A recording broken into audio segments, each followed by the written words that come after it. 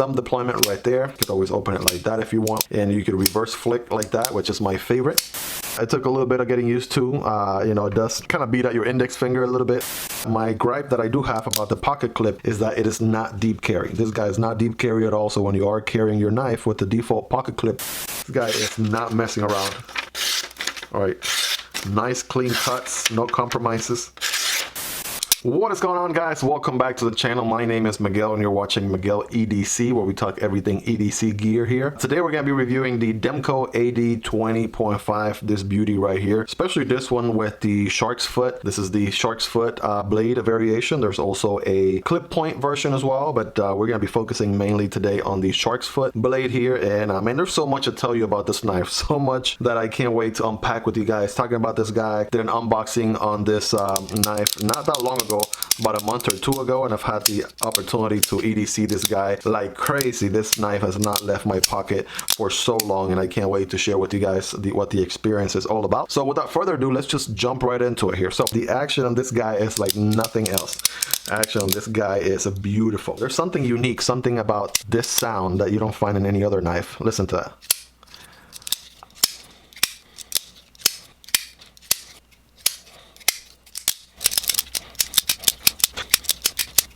The way it works, you have the shark's lock right here, right, and that sort of releases the blade, right? When you do that motion right there, right, it releases the blade, and it also locks the blade in place once you let it go, just like that.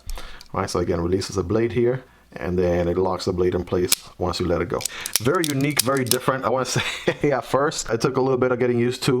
You know, it does kind of beat at your index finger a little bit. I know that's sort of becoming a trend in the channel, especially with the Spyderco knives and that compression lock. But yeah, this one I feel like you get used to it, but obviously the more you do it, the more, you know, you'll sort of get used to it and whatnot. At first it took me a little bit to get the hang of it.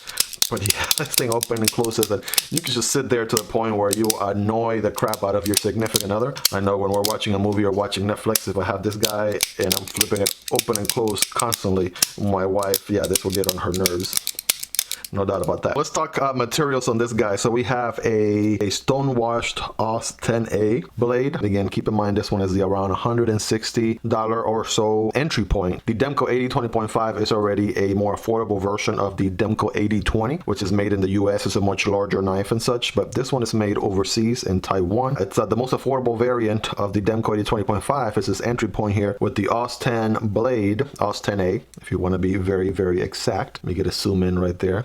All right, there it is. Of course, you got the Demko logo on this side. And then as far as the handle, this is FRN. So you got this FRN gray, ivory FRN looking handle. You don't get the premium Demko Knives pivot screw right here and things like that. So you kind of forego some of the nice aspects of the more premium version with this entry point version. The, you know, one pin PA is all actually printed in the FRN versus it actually being a pivot screw. Of course, there are more expensive versions that have that good looking screw right there, but not this guy at this price point. Do have the AD20.5 also printed on there. This blade handle has a design here very similar to the titanium version of this knife, which is around $375, almost $400 total price. And there's actually a very interesting story about that I'm going to share with you guys later on also, right? Debated about getting that versus these two for the longest time, so I'll tell you more about that in just a second. Of course, this wouldn't be a review without a proper paper cutting test. Keep in mind, I have been EDCing both of these guys regardless of blade variant here for quite a long time, so this is not out of the box sharp in any way, shape, or form, so do keep that in mind. But without further ado, right, you guys rate it in the comments from 1 to 10, 10 being the sharpest. How sharp is this guy? Here we go. Whoa, look at that. Bam. Wow, this guy is not messing around. All right, nice clean cuts, no compromises. Hopefully I don't jinx myself. Boom, look at that. All right, you're probably wondering, okay, Miguel, what about the clip point version? All right, here we go. Let's switch over to that. Bam. Wow. All right, guys. Does this guy need to be resharpened? I don't think so, right? I do not think so. Not at this moment. Maybe at some point later on, but yeah.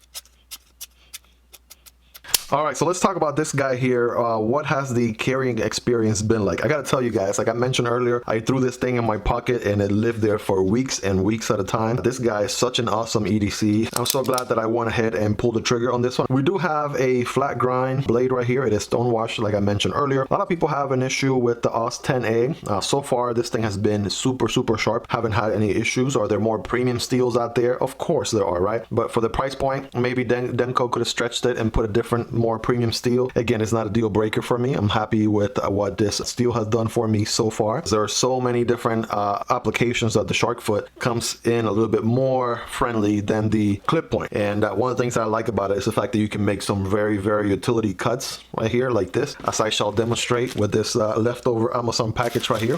But yeah, you can make some very good cuts with that blade right there like that. Right? Imagine making those cuts with this type of blade. It would be, you kind of have to kind of move your wrist even higher just to get the tip to sink in. It is just so much easier, right? It is so much easier to do with this blade shape like that. All right, hopefully that was a good demonstration. I figure I'd rather show you than just talk about it. This guy has a very good, a very solid jimping going on at the top there. That is very solid for a good portion of the blade. So even if you have larger hands, I feel like your thumb is going to be accommodated every single way. The ergos on this guy are a dream. As you can see with this sort of shape right here, right? Kind of leads your index there. And then you got this little bump right there, and it kind of leads every finger where they need to fall. Still got plenty of handle, right? Still left there, right? And then keep in mind, this is a medium knife. I have a medium-sized hands. They're not too big, they're not too small, and it accommodates my hand very well. I want to say the pocket clip does not get in the way. It doesn't necessarily create a sore spot or anything like that. My gripe that I do have about the pocket clip is that it is not deep carry. This guy is not deep carry at all, so when you are carrying your knife with the default pocket clip, about that much of your knife is going to show, which is a bit of a shame. I guess I could have, I have been researching, trying to look for a good aftermarket pocket clip, just like I did with the Spyderco knives, right? Just to make it a little bit more pocket carry, deep pocket carry than it comes from the factory. I'm still yet to find, right? If you guys have any recommendations, let me know in the comments, but I'm still yet to find a good